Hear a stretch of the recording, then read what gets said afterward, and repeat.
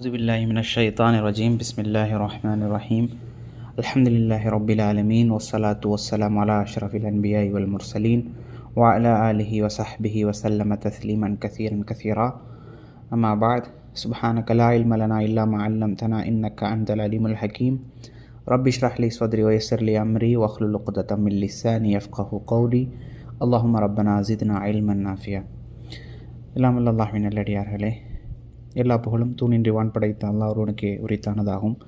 அவனது சாந்தியும் சமாதானம் அவனுடைய இறுதி தூதர் முஹம்மது ஸல்லல்லாஹு அலைஹி வஸல்லம் அவர்கள் மீதும், அவர்களை பின்பற்றி வாழ்ந்த சத்திய சஹாபாக்கள், தாபீன்கள், தாபீன்கள், உலமாக்கள், நல்லோர்கள், நாம் நேசிப்பவர்கள், நம்மை நேசிப்பவர்கள் அனைவரின் மீதும் என்றென்றும் நின்று நிலவட்டுமாக. இன்றைக்கு நாம் பார்க்க போகின்ற கிதாப் அல் இமாம் மாலிக் ரஹிமஹுல்லா வ கிதாபுஹு அல் முவத்தா.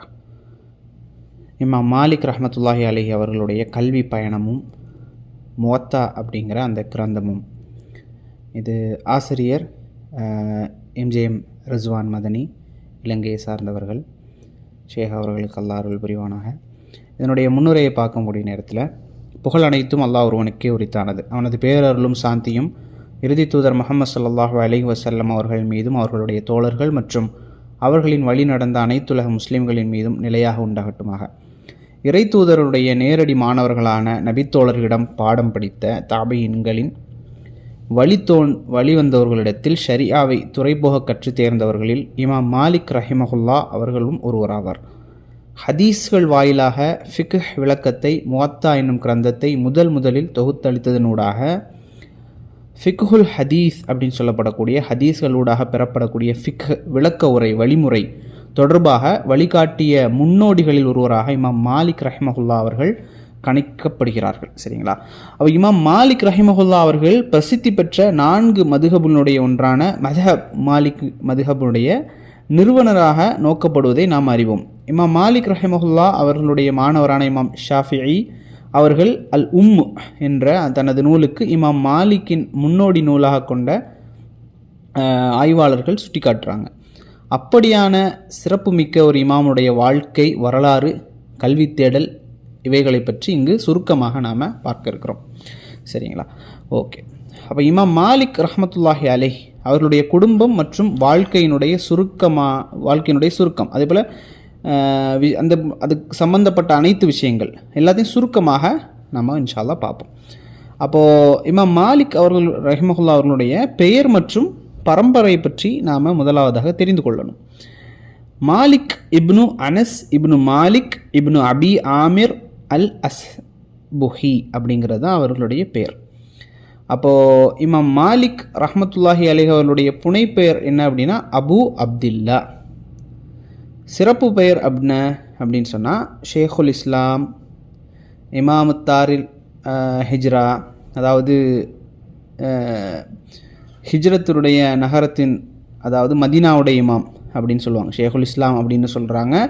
இமாம் தாரில் ஹிஜ்ரா, ஹிஜ்ரத் செஞ்ச நாடு தானே மதீனா, அந்த மதீனாவினுடைய இமாம் அப்படின்னு சொல்லுவாங்க. இமாமு தாரில் ஹிஜ்ரா, தாருல் சொல்லுவோம்ல, தாருல் ஹுதா, தாருல் இஸ்லாம், இதே மாதிரி தாருல் ஹிஜ்ரா, அது இமாம் தாரில் ஹிஜ்ரா. சரிங்களா? நபித்தோழர் வழிவந்த அறிவு பாரம்பரியம் மிக்க குடும்பத்தில் புனித மதீனா நகரத்தில் ஹிஜ்ரி 93, அதாவது நம்ம கிரிஜீரியன் கேலண்டரில் பார்த்தோன்னு சொன்னால், கிபி அப்படிங்கிறதுல பார்த்தோன்னு சொன்னால் 711 என்ன செஞ்சாங்க, பிறந்தாங்க. ஹிஜ்ரி அடிப்படையில் 93 பிறக்கிறாங்க. சரியா? அதாவது நபி ஸல்லல்லாஹு அலைஹி வஸல்லம் அவர்களுடைய 10 வருட பணியாளரான அனஸ் இப்னு மாலிக் ரதியல்லாஹு அன்ஹு அவர்கள் மரணித்த தினம் இமாம் மாலிக் ரஹிமஹுல்லா அவர்கள் பிறந்த தேதியாகும்.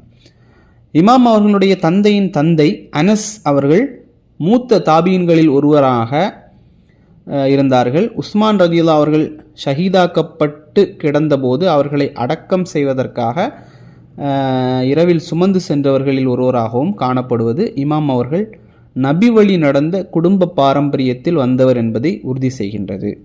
அவர்களுடைய தந்தையின் தந்தை பாட்டனார் அபு மாலிக் ரதியல்லாஹு அன்ஹு அவர்கள் பத்ரு போர் தவிர்த்த ஏனைய அனைத்து போர்களிலும் இறை தூதரோடு பங்கெடுத்தார்கள். இமாம் மாலிக் ரஹிமஹுல்லா அவருடைய தாய் ஆலியா பின் ஷுரைக் இப்னு அப்துர் ரஹ்மான் அல் அசதியா என்பதாகும். இமாம் மாலிக் அவர்களுக்கு யஹ்யா, முஹம்மத், ஹம்மாத், ஃபாத்திமா ஆகிய 4 பிள்ளைங்க இருந்தாங்க.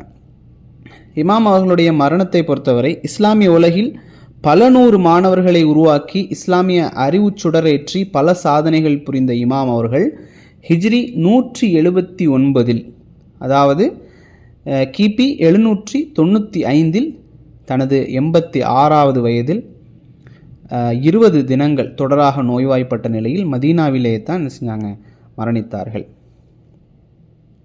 அப்போது அன்னாரினுடைய ஜனாசா தொழுகையை அப்போதைய மதீனாவினுடைய கவர்னராக இருந்த அப்துல்லா இப்னு முஹம்மது இப்னு இப்ராஹிம் என்பவரால் தொழுவிக்கப்பட்டு மதீனாவில் இருக்கக்கூடிய பக்கி அப்படிங்கிற அந்த பொது மையவாடியில், ஜன்னத்துல் பக்கின்னு சொல்லுவாங்க, அப்படி இல்லை அது பக்கி சரிங்களா, அந்த மையவாடியில் நல்லடக்கம் செய்யப்பட்டது.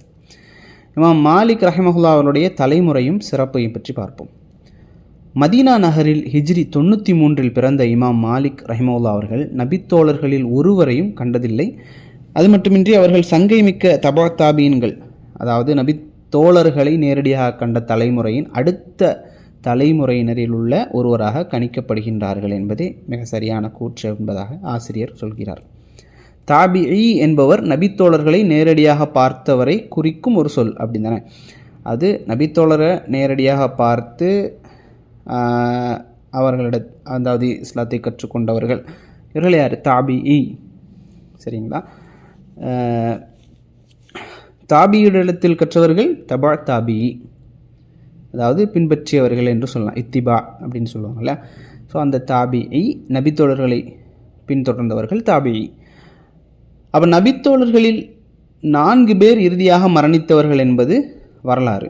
அதாவது முதலாவதாக அப்துல்லா இப்னு அபி அவுஃபா அல் அன்சாரி ரதியல்லாஹு அன்ஹு அவர்கள், இவர்கள் மரணம் கூஃபாவிலே ஹிஜ்ரி 86. அதே போல் அனஸ் இப்னு மாலிக் ரதியல்லாஹு அன்ஹு அவர்கள் மரணம் பஸ்ரா ஈராக் ஹிஜ்ரி 90. அபு துஃபைல் வாதிலா பின் அஸ்கஹ் ரதியல்லாஹு அன்ஹு அவர்கள் மக்காவில் வாழ்ந்து ஹிஜ்ரி 100க்கு பின்னால் மரணித்தார்கள். அதுக்கு பிறகு 4வதாக சஹல் இப்னு சாது சாயிதி ரதியல்லாஹு அன்ஹு அவர்கள் மரணம் புனித மதீனாவில் ஹிஜ்ரி 90. மேற்படி 4 நபித்தோழர்களை இமாம் மாலிக் ரஹமத்துல்லாஹி அவர்கள் சந்திக்காத காரணத்தினால் அவர்களை தபோ தாபிஇ என்ற கருத்தே மிக சரியானது என்று ஆசிரியர் சொல்கிறார்கள். இமாம் மாலிக் ரஹமத்துல்லா அவர்கள் அறிவு தேடலில் மிக சுறுசுறுப்பானவராகவும் அபார முயற்சியாளராகவும் சிறந்த அடைவுகளை அடையக்கூடியவராகவும் காணப்பட்டார்கள்.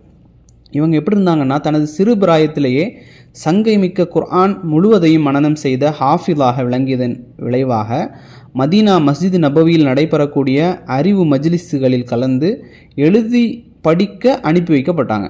அங்கு சென்று தொடர்ந்து இறைத்தனுடைய பொன்மொழிகளை ஹதீஸுகளை மனனம் செய்ய ஆரம்பித்தாங்க. ஃபிக்ஹுல் மதீனா, மதீனாவினுடைய மார்க்க அதாவது ஃபகீஹுல் மதீனா, மதீனாவினுடைய மார்க்க மாமேதை என்று அழைக்கப்படக்கூடிய இமாம் ஹுர்முஸ் என்பவருடைய அந்த சபையிலே இந்த அறிஞருடைய 7 வருடங்களாக தொடர்ந்து கல்வி கற்று தேறினார்கள் என்று வரலாறு சொல்கிறது.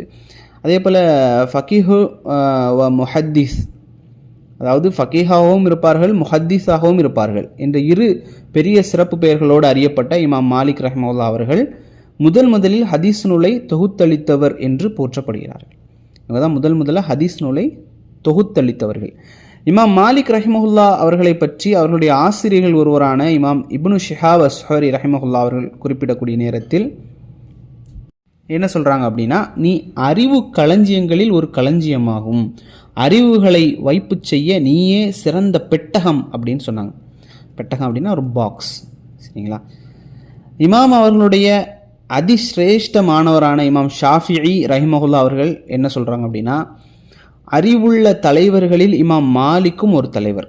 அவர் ஹதீஸ் மற்றும் ஃபிக்ஹ் ஆகிய 2 துறைகளில் இமாமும் கூடவே ஆசார் என்று சொல்லப்படக்கூடிய நபி வழி சான்றுகளை பின்பற்றி நடப்பவர்களான சஹாபாக்களுடைய வழியில் நடப்பவர், ஒழுக்கமாகவும் புத்தி சாதுரியத்தோடும் நடப்பவர் என்று குறிப்பிடுகின்றார்கள். மாமேதையான இமாம் மாலிக் ரஹிமஹுல்லா அவருடைய ஆசிரியர்கள் யார் அப்படின்னு பார்க்கக்கூடிய நேரத்தில் எண்ணிலடங்காத பல 100 தாபியீன்கள், தபா தாபியன்களிடத்தில் பாடம் படித்தவர்களாக விளங்கக்கூடிய இமாம் அவர்களுடைய ஆசிரியர்களில் மதீனாவின் ஃபக்கீஹ் என்று போற்றப்படக்கூடிய ரபிஆ பின் அபி அப்துர் ரஹ்மான், அதே போல் இப்னு உமர் ரதியல்லாஹுடைய பொறுப்பில் வளர்ந்த இமாம் நாஃபி, அதே போல் இப்னு ஷிஹாப் அஸ்-சுஹ்ரி, அபு சுன்னாத், அதே போல் ஆயிஷா பின்த் சாத் இப்னு அபி வக்காஸ், அதே போல் யஹ்யா இப்னு சயீத் அல் அன்சாரி, அதே போல் சயீத் அல் மக்பூரி, அதே போல் ஆமிர் இப்னு அப்துல்லா இப்னு சுபைர், அதே போன்று அப்துல்லா இப்னு தீனார் போன்ற தலை சிறந்த அறிஞர்களிடத்தில் அவர்களை உஸ்தாதுகளாக இவர்கள் பாடம் படித்தது மிகப்பெரிய சிறப்பம்சமாகும். இமாம் மாலிக் ரஹ்மத்துல்லாஹி அலைஹி அவர்களிடத்தில் பாடம் படித்த மாணவர்கள் யார் அப்படின்னு சொன்னால், இமாம் மாலிக் ரஹ்மத்துல்லாஹி அலைஹி அவருடைய மாணவர்கள் பற்றிய நூலை தொகுத்தளித்த இமாம் காதி இயால் ரதியல்லாஹு ரஹிமஹுல்லா அவர்கள் இமாம் மாலிக் ரஹ்மத்துல்லாஹி அலைஹி அவர்களுடைய மாணவர்கள் 1300 பேருடைய பெயர்களை குறிப்பிட்டிருப்பதாக அறிஞர்கள் சுட்டி காட்டுறாங்க. இந்த யார் குறிப்பிடுறாங்க? இமாம் காதி இயால் ரஹிமஹுல்லா குறிப்பிட்றாங்க. இமாம் மாலிக்கினுடைய மாணவர்கள் உலகில் எல்லா இடங்களுக்கும் பரவி காணப்பட்டார்கள். Africa, Egypt, Tunisia, Andalusia, Iraq, Medina போன்ற பல்வேறு பிரதேசங்களில் அறிவு பணியாற்றினார்கள்.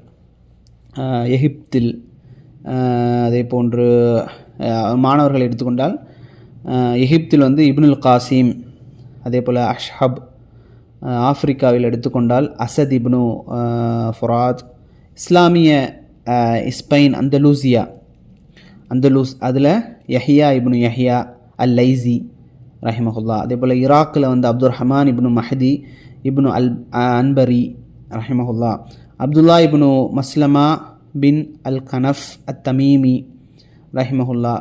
இந்த அறிஞர்கள் மூலம் மாலிக் இமாமினுடைய ஃபிக்ஹ் மதுஹபும் அகீதாவும் பரவியது.